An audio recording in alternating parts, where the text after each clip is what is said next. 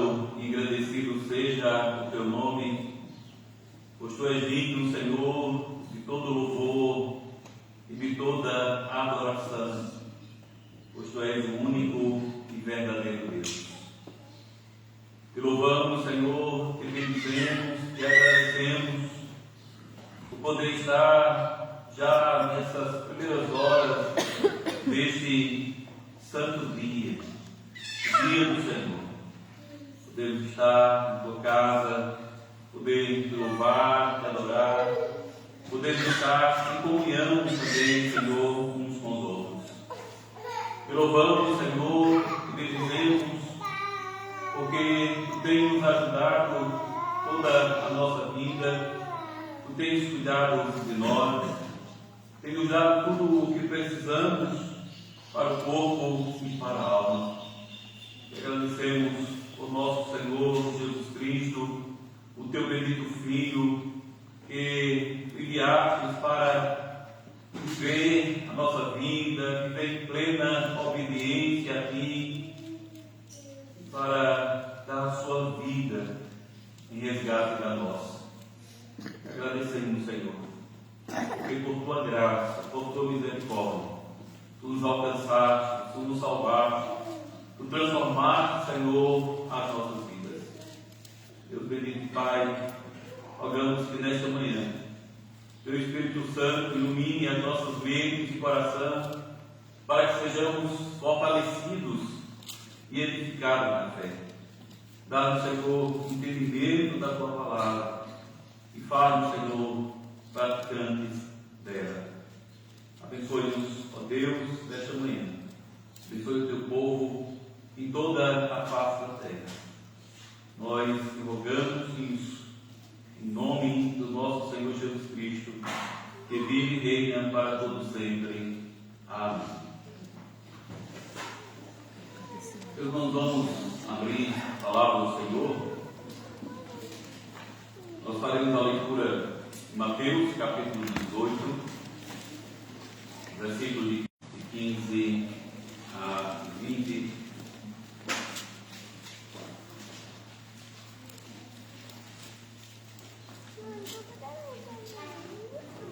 Esta é a palavra do Senhor. Mostre-lhe o erro. Se ele ouvir, você ganhou o seu irmão. Mas se ele não o ouvir, leve consigo mais um ou dois outros, de modo que qualquer acusação seja confirmada pelo depoimento de 2 ou 3 testemunhas. Se ele se recusar a ouvi-los, conte à igreja. E se ele se recusar a ouvir também a igreja, trate-o como um pagão e publicano. Digo-lhes a verdade: tudo que vocês ligarem na terra terá sido ligado no céu, e tudo que vocês desligarem na terra terá sido desligado no céu. Também lhes digo que se 2 de vocês concordarem na terra em qualquer assunto sobre o qual pedirem, isso lhes será feito por meu Pai que está nos céus. Pois onde se reunirem 2 ou 3 em meu nome, ali eu estou no meio deles. Agora vamos ler 1 Coríntios, capítulo 5.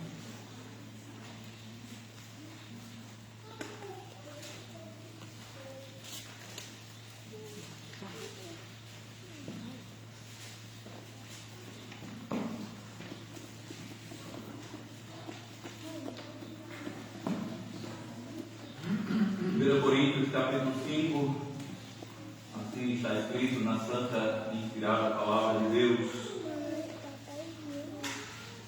Por toda parte se ouve que há imoralidade entre vocês, imoralidade que não ocorre nem entre os pagãos, ao ponto de um de vocês possuir a mulher de seu pai. E vocês estão orgulhosos. Não deviam, porém, estar cheios de tristeza e expulsar da comunhão aquele que fez isso? A Apesar de eu não estar presente fisicamente, estou com vocês em espírito. E já condenei aquele que fez isso, como se estivesse presente. Quando vocês estiverem reunidos em nome de nosso Senhor Jesus, estando eu com vocês em espírito, estando presente também o poder de nosso Senhor Jesus Cristo, entregue esse homem a Satanás, para que o corpo seja destruído e seu espírito seja salvo no dia do Senhor. O orgulho de vocês não é bom. Vocês não sabem que um pouco de fermento faz toda a massa ficar fermentada? Livrem-se do fermento velho, para que sejam massa nova e sem fermento, como realmente são. Pois Cristo, nosso Cordeiro Pascual, foi sacrificado. Por isso, celebremos a festa, não com fermento velho, nem com o fermento da maldade e da perversidade, mas com pães sem fermento, os pães da sinceridade e da verdade.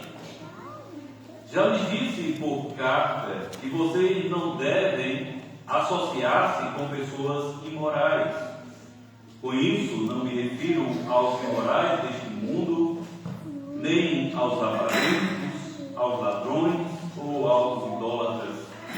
Se assim fosse, vocês precisariam sair deste mundo. Mas agora estou lhes escrevendo que não devem associar-se com qualquer que, dizendo-se irmão, seja imoral, avarento, idólatra, caluniador, alcoólatra ou ladrão. Com tais pessoas vocês nem devem comer, pois como haveria eu de julgar os de fora da igreja? Não devem vocês julgar os que estão dentro? Deus julgará os de fora. Expulsem esse perverso do meio de vocês. E aqui a leitura da Santa Palavra de Deus. Vamos ainda, meus irmãos, louvar ao Senhor.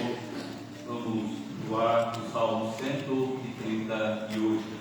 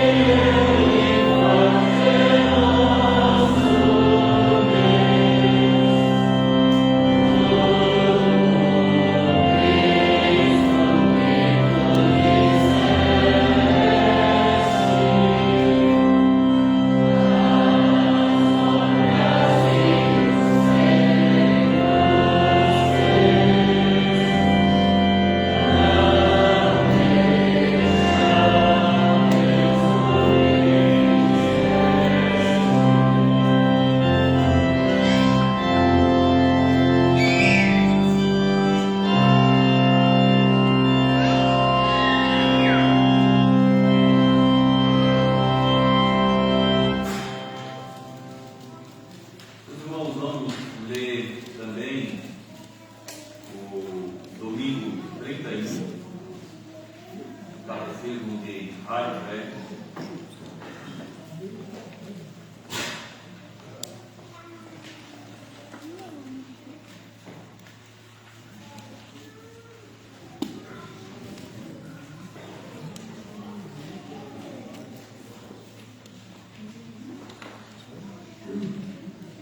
Página 340,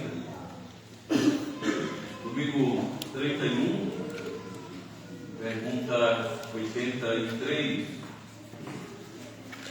Quais são as chaves do reino dos céus? A pregação do Santo Evangelho e a disciplina cristã.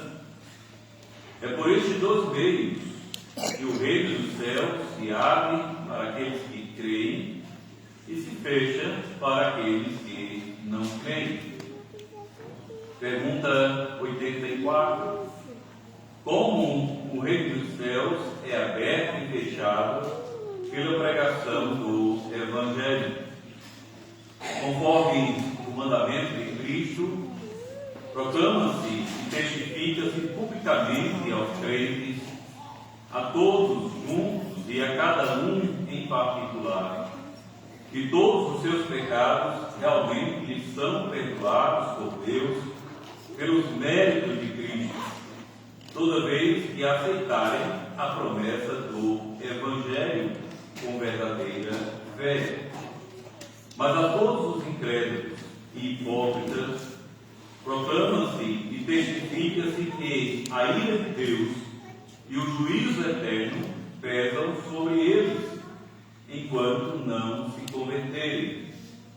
Segundo este testemunho do Evangelho de Deus, julgará a ambos, nesta vida e na futura. Pergunta 85. Como o reino dos céus é aberto e fechado pela disciplina cristã? Conforme o mandamento de Cristo, aqueles que com o nome de cristãos se comportarem na doutrina ou na vida como não cristãos são fraternalmente advertidos repetidas vezes, mas se persistirem em seus erros ou comportamento vergonhoso, serão denunciados à igreja e aos que pela igreja foram ordenados para este fim. Caso não atendam nem à demonstração destes, não são mais admitidos aos sacramentos e assim excluídos da congregação de Cristo e pelo próprio Deus do reino de Cristo. Eles voltam a ser recebidos como membros de Cristo e da sua igreja quando realmente prometerem e demonstrarem verdadeiro arrependimento.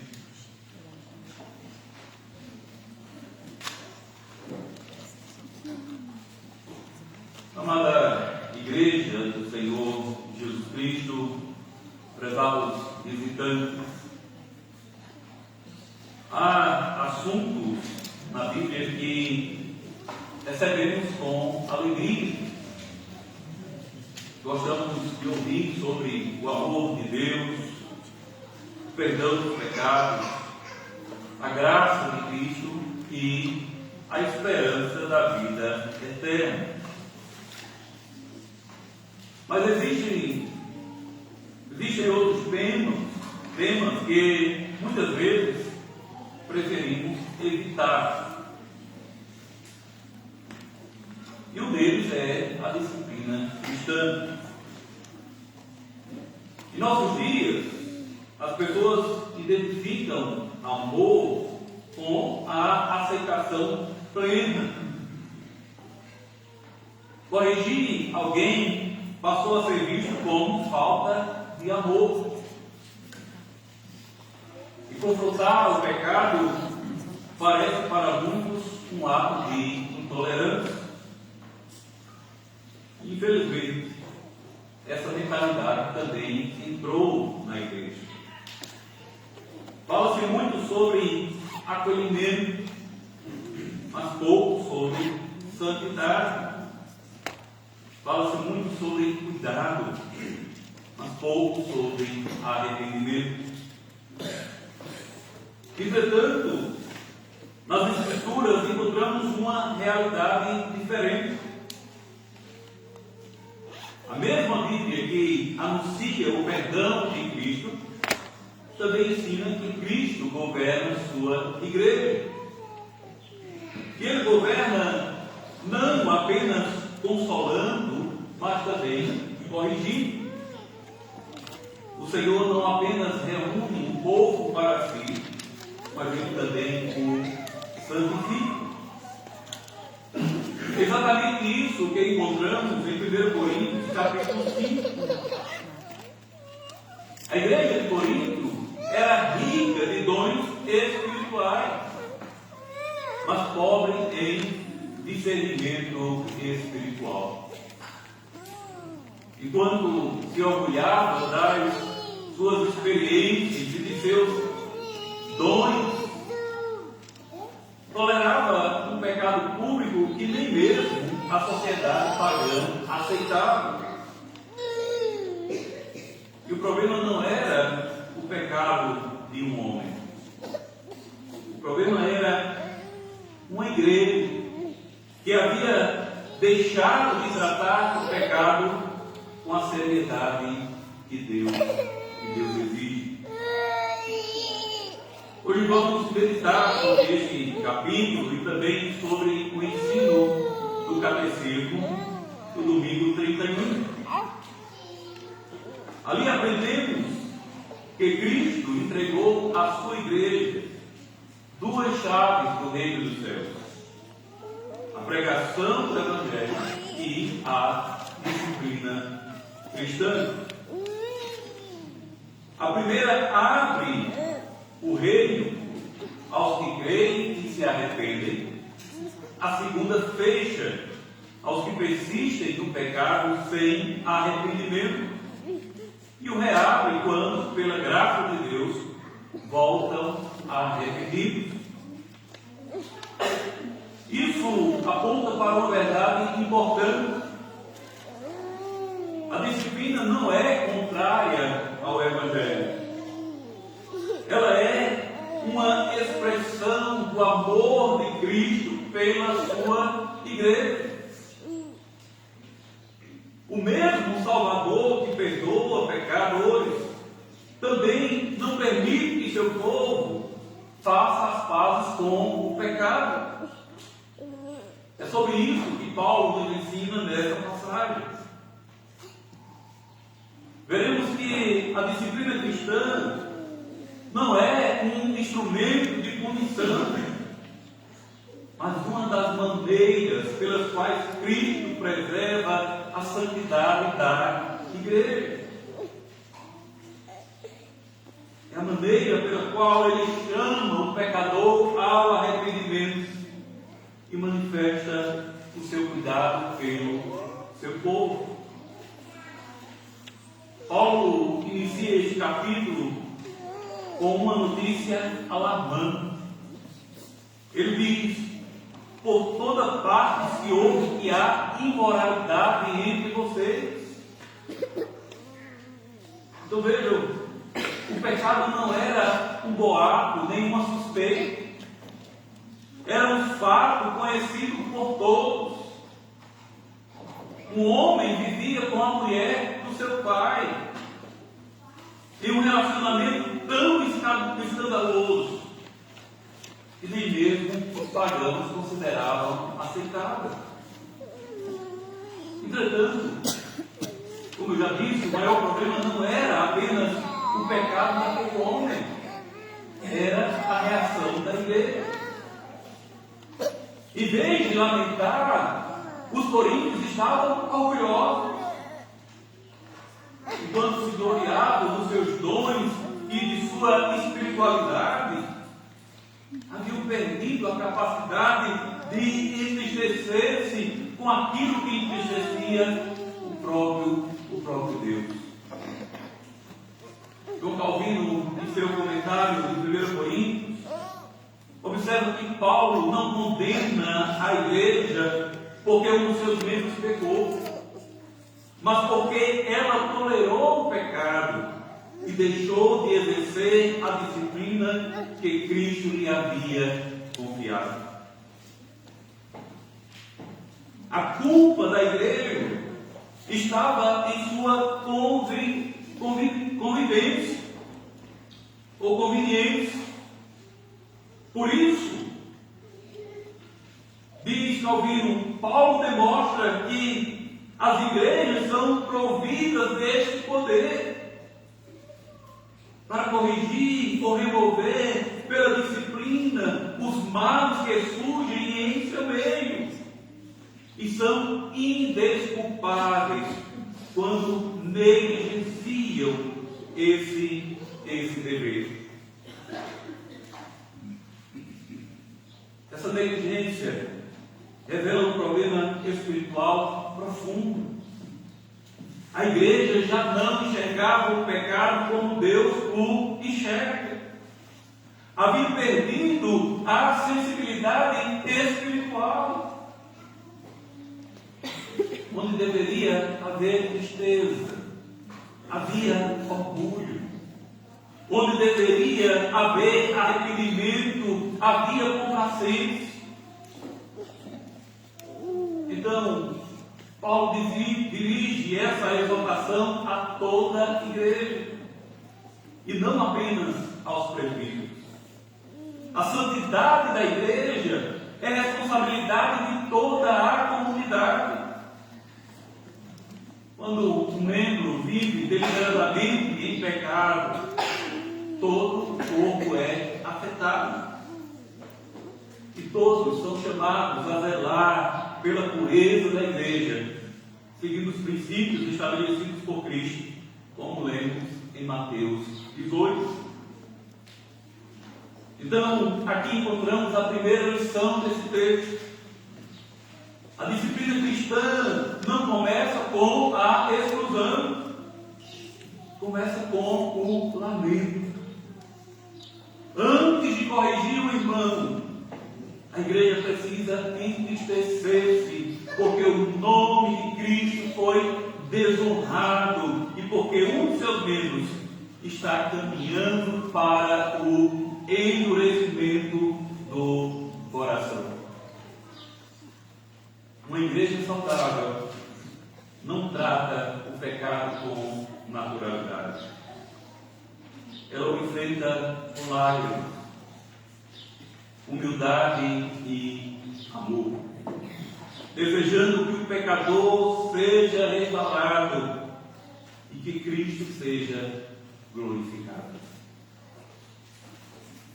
Depois de denunciar a omissão da igreja, Paulo mostra então qual deveria ser a sua atitude. Mesmo estando ausente, ele já havia julgado o caso e ordenado que a igreja, reunida em nome do Senhor Jesus, exerça a disciplina sobre aquele homem. O apóstolo não age movido por indignação pessoal, mas como servo de Cristo, submetido à autoridade daquele que é o único cabeça da igreja. É importante observar que Paulo não resolve a questão sozinho. Embora seja apóstolo, ele determina que a igreja se reúna para agir em nome do Senhor e com o poder do nosso Senhor Jesus. Isso mostra que a disciplina não pertence ao pastor, nem aos presbíteros, e nem mesmo à Assembleia. Ela pertence a Cristo. A igreja apenas administra a autoridade que recebeu do Senhor. Alguém diz que Paulo poderia ter pronunciado a sentença sozinho, mas faz questão de envolver a igreja, mostrando que essa autoridade não foi entregue a um único homem. Ao mesmo tempo, a disciplina disciplina deve ser exercida com ordem, por meio dos presbíteros e com o consentimento da igreja, evitando tanto a negligência quanto a tirania. O fato é que, além de ser um caso público, pecado é um problema de toda a igreja. É uma questão que afeta todos os membros, e que não é somente responsabilidade do conselho olhar para a vida dos outros membros e tomar algum tipo de decisão, mas que é responsabilidade de cada membro do corpo de Cristo zelar para que haja pureza e verdadeira santidade ao Senhor. A expressão entregar a Satanás causa estranheza, mas o próprio contexto esclarece o seu significado. Trata-se da exclusão da comunhão visível da igreja. Fora da igreja, o homem deixa de desfrutar dos privilégios, dos meios da graça, e é entregue às consequências do seu endurecimento. Contudo, essa medida nunca tem como objetivo a destruição definitiva do pecador. O próprio Paulo afirma o propósito da disciplina, para que o Espírito seja salvo no dia do Senhor. O alvo não é condenar, é restaurar. Calvino afirma que a excomunhão é uma condenação temporária, aplicada para que Deus poupe o pecador na eternidade. A igreja disciplina deste mundo para que ele seja levado ao arrependimento e encontre salvação em Cristo. Outro estudioso bíblico faz a mesma observação ao afirmar que a disciplina é uma expressão de amor pastoral. Ao ser afastado da comunhão da igreja, o pecador é confrontado com a gravidade de sua condição, para que, pela graça de Deus, reconheça seu pecado, arrependa-se e seja recebido novamente na igreja. Essa é uma verdade que nunca devemos esquecer. A disciplina cristã não é uma forma de expulsar pessoas da igreja, mas um meio de trazê-los de volta. Ela não nasce da ira, mas do amor. Mesmo Cristo, que abre os braços para receber o pecador arrependido, também usa a disciplina para conduzi-lo ao arrependimento. Por isso, a igreja que ama verdadeiramente não fecha os olhos para o pecado. Ela corrige com firmeza, mansidão, esperando que Deus conceda ao faltoso o dom do arrependimento.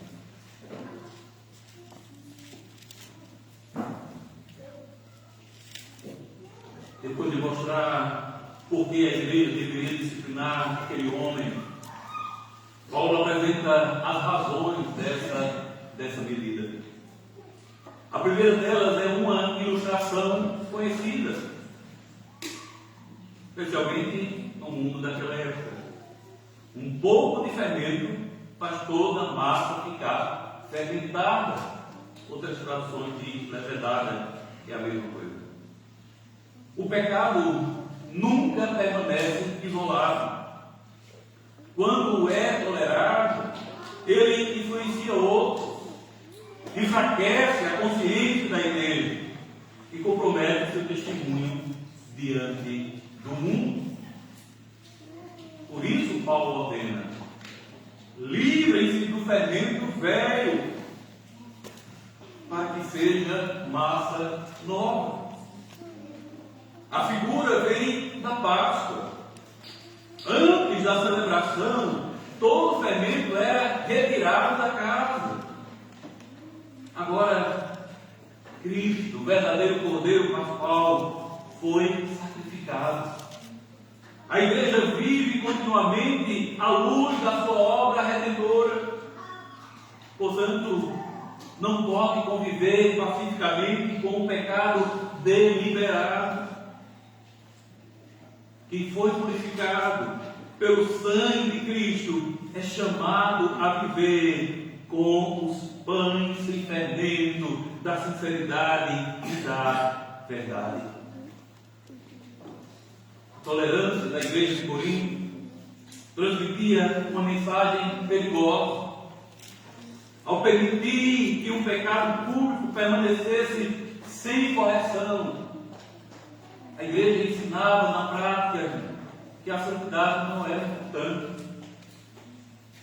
O pecado de um membro tornava-se um exemplo para os demais, especialmente para os mais novos na fé, enfraquecendo tudo aquilo que era anunciado na pregação.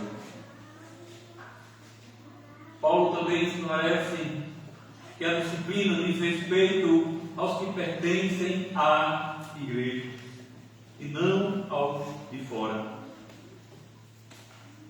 Ele diz: pois como haveria de julgar os de fora da igreja? Não devem vocês julgar os que estão dentro? A igreja não foi chamada para fiscalizar o mundo, mas para cuidar da sua própria santidade. Deus julgará os de fora. A igreja cabe zelar para que aqueles que professam o nome de Cristo vivam de maneira digna do Evangelho. Calvino afirma que esse cuidado não nasce de um espírito de superioridade, mas da consciência de que toda a igreja é atingida quando o pecado permanece sem tratamento. Assim como um membro doente do corpo afeta todo o corpo, também um pecado público tolerado na igreja traz desonra a Cristo e contamina a comunhão do povo de Deus. Lembra do exemplo de Acã?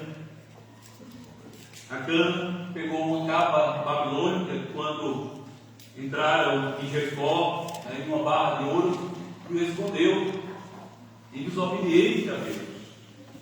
Quando Deus havia determinado que não se pegasse nada, que queimassem tudo. E o que aconteceu? Por conta da atitude de Acã, Israel foi polida. E na próxima batalha em Ai, uma cidade bem menor do que Jericó, eles foram derrotados. Essa é especialmente necessária.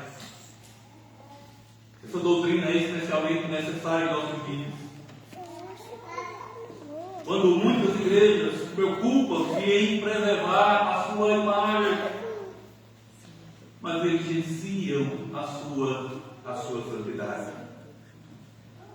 No entanto, o verdadeiro testemunho da igreja não depende do número de membros, da qualidade de sua programação ou da excelência de sua estrutura.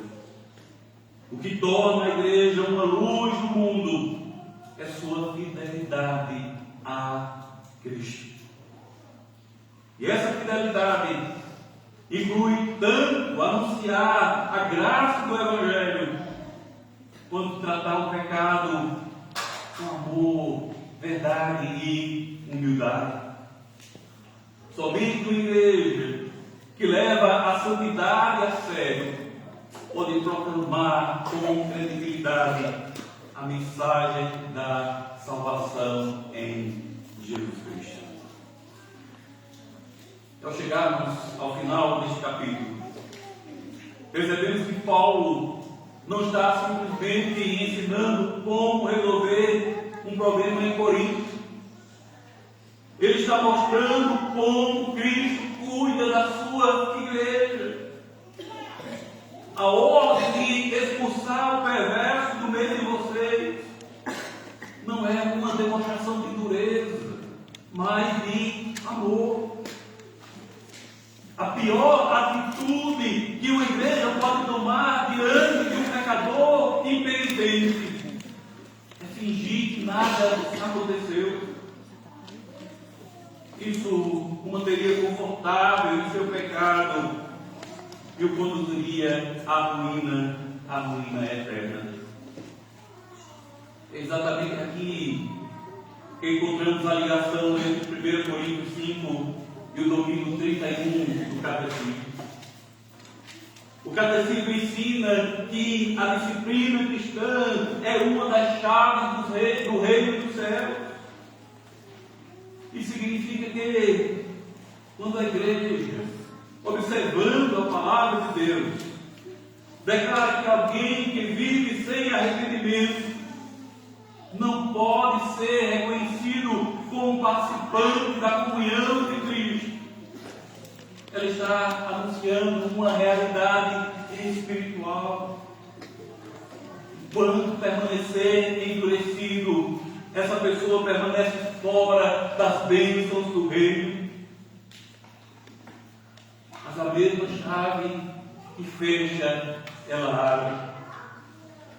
Quando o pecador se arrepende sinceramente e demonstra uma nova vida, a igreja o recebe novamente, proclamando que as promessas do Evangelho lhe pertencem outra vez.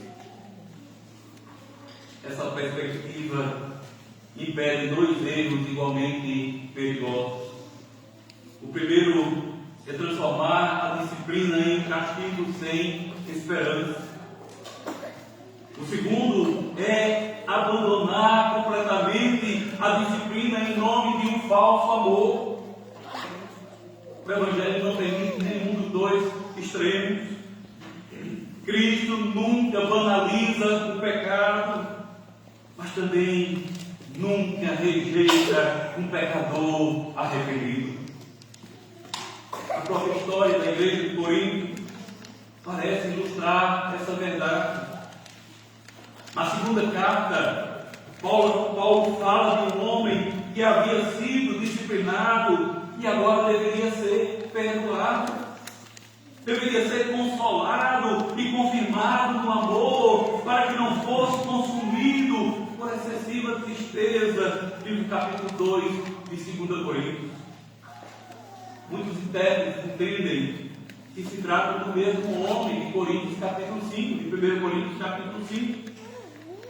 Se essa identificação estiver correta, vemos o fruto da disciplina. Ela alcançou o seu objetivo. O homem foi restaurado e a igreja foi chamada a acolhê-lo novamente em amor. Alguém afirma que esse é precisamente o propósito da excomunhão. A igreja aplica uma disciplina temporária para que Deus conceda ao pecador arrependido e o preserve para a salvação eterna. A disciplina não é o fim em si mesmo. Ela serve ao Evangelho e à restauração do irmão. Então essa passagem nos leva a uma pergunta inevitável: como reagimos quando somos corrigidos pela palavra de Deus? Todos nós precisamos de disciplina. Antes de ser uma prática da igreja, ela é uma graça uma graça de Cristo. Sempre que a palavra nos confronta, ou um irmão nos admoesta, ou os oficiais da igreja nos chamam ao arrependimento, Cristo está exercendo seu cuidado pastoral sobre nós. Feliz é a igreja que recebe essa disciplina com humildade, pois ela demonstra que pertence ao bom pastor. Irmãos e irmãs, vivemos em uma geração que rejeita qualquer forma de correção.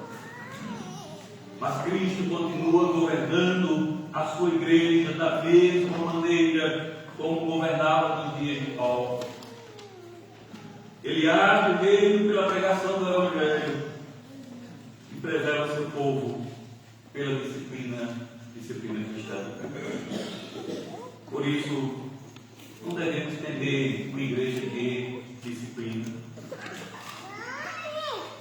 Quando a disciplina é bíblica, quando a disciplina é em amor, devemos temer uma igreja que perdeu a coragem de confrontar o pecado.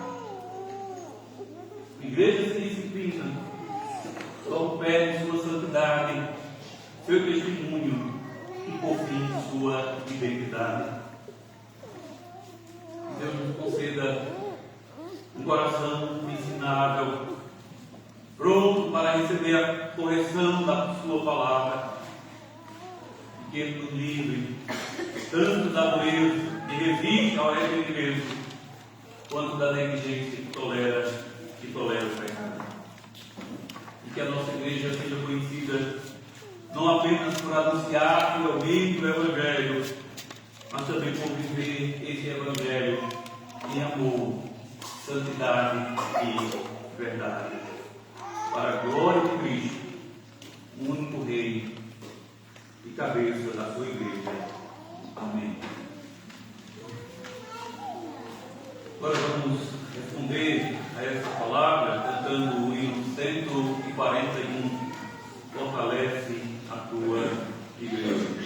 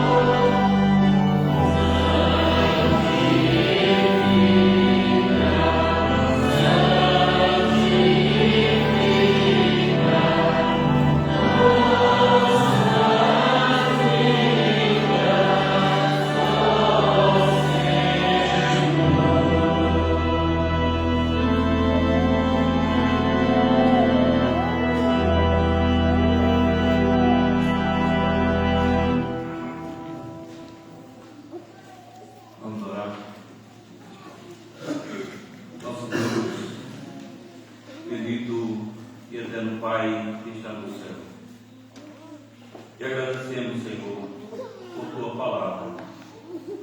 Esta palavra que nos confronta, esta palavra que mexe com nossos corações. Por todos nós, Senhor, pecamos diante de Ti e somos dignos de ser disciplinados por Ti, Senhor. E quando o Senhor nos exalta, o Senhor nos mostra o Seu amor. Não quer que nenhum dos Seus filhos pereçam, mas que arrependidos se voltem para Ti. Por isso, Senhor, te agradecemos por esta palavra. E pedimos que o Teu Espírito Santo aplique em nosso coração. Possamos, em primeiro lugar, olhar para nós mesmos, para o nosso coração. E ver, Senhor, se nós não estamos endurecidos. Por isso, Senhor, te pedimos como salmista. Sonda, Senhor, o nosso coração. E vê se há em nós, Senhor, algum caminho mau. Ajude-nos, ó Deus. Não somente ouvir a Tua palavra, não somente crer, mas a obedecer. Ajuda, ó Deus, o Teu povo a cumprir fielmente esta doutrina em amor, para a edificação da igreja e para a santificação, Senhor, do Teu povo. Mas Deus, Pai, damos graças, Senhor, pelo dom da vida. Damos graças ao nosso Senhor Jesus Cristo. Te agradecemos, ó Deus, por cada vida aqui presente, por cada família. E rogamos, ó Deus, a Tua bênção, a Tua graça, a Tua força sobre nós.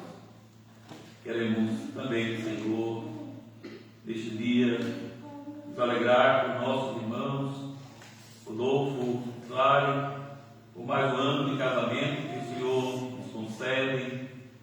E agradecer, Senhor, porque o Senhor tem cuidado desse casal, desta família, por todos estes anos. Também te pedir, ó Senhor, que o Senhor os abençoe, fortaleça, com graça, com saúde, para que eles possam cumprir todos os dias, Senhor, que Tu tens prometido e determinado, Tua presença, com saúde, com boa mente, para Te louvar e Te adorar. Abençoe com eles toda a sua família, ó Deus, levando o Senhor a servir fielmente e a Te adorar. Nosso Deus e bendito Pai, queremos, ó Deus, pedir pela semana que está diante de nós. Queremos, ó Deus, pedir que o Senhor nos fortaleça, nos ajude, que possamos, Senhor, todos os dias da nossa vida, nos arrepender dos nossos pecados e nos voltar para Ti. Lembramos, Senhor, também dos enfermos, lembramos do irmão Vessel, lembramos, Senhor, também de Celina. Rogamos, ó Deus, Tua bênção, Tua misericórdia, Senhor, sobre as suas vidas. Também, ó Pai, oramos pelos irmãos que estão em disciplina. O Senhor, ó Deus, leve de volta para Ti um santo arrependimento e temor. Que, ó Deus, Tua igreja possa os receber com graça e com amor.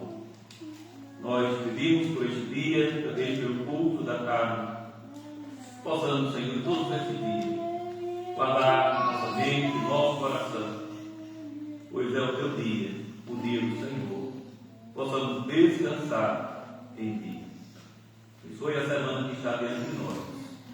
Nós te pedimos, em nome de Jesus Cristo, Teu Filho, que vive e reina para todos sempre. Amém. Irmãos, vamos agora acessar a nossa fé. Nós vamos ver, credo e sempre que os irmãos colocarem em pé. Conversamos com igrejas de todas as épocas e de todos os lugares.